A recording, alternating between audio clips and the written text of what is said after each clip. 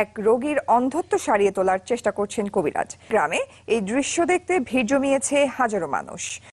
দূর দূরান্ত থেকেও বহু লোকজন আসেন।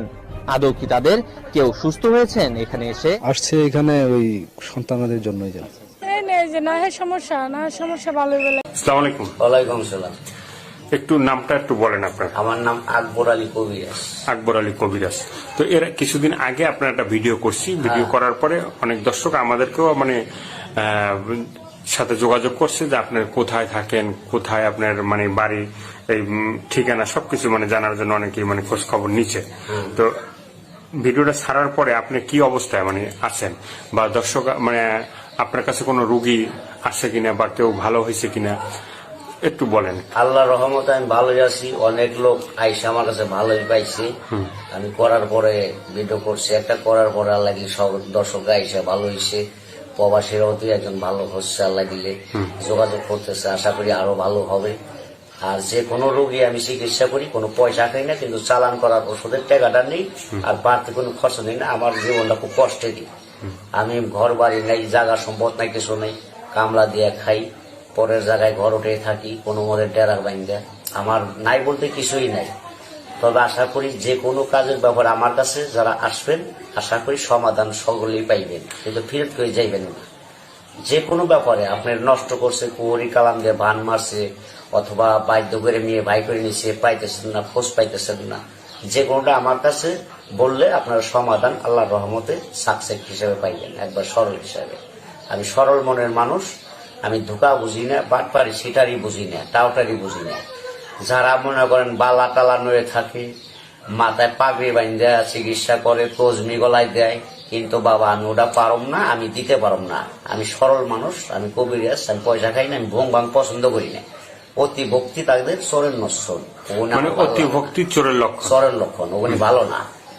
তারা হলো ফাঁসিক, তাকে কোনো কর্ম ভালো না, তাদের কোনো চিকিৎসা শিওর হয় না, খালি ধোকাবাজিদের টাকা খায়। আমি বাবা ধোকাবাজি দেওয়ার লোক না।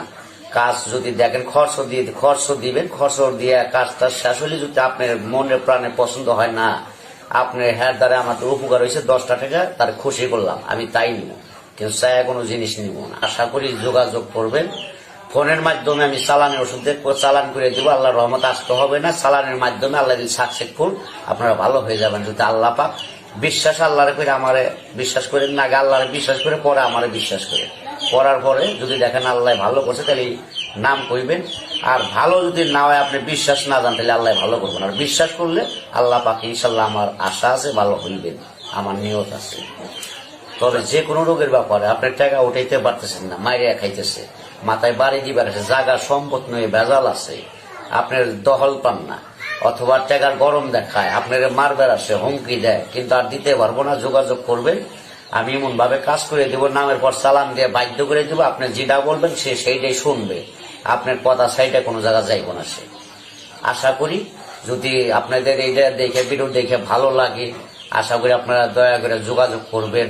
যারা কষ্টে দিন কাটাইতেছেন, অথবা খুব কষ্ট, যার সৎ মা ঘরে আছে, অশান্তি, যার মা নাই, যার বাবা নাই, হারাই গেছে, অথবা টাকা উঠাইতে পারতেছেন না, মানুষের কাছে দিচ্ছেন, আপনার গার্জেন নাই, লোক নাই, উপায় নাই এখন আপনার, তাইলে আমার সাথে সে যোগাযোগ করেন।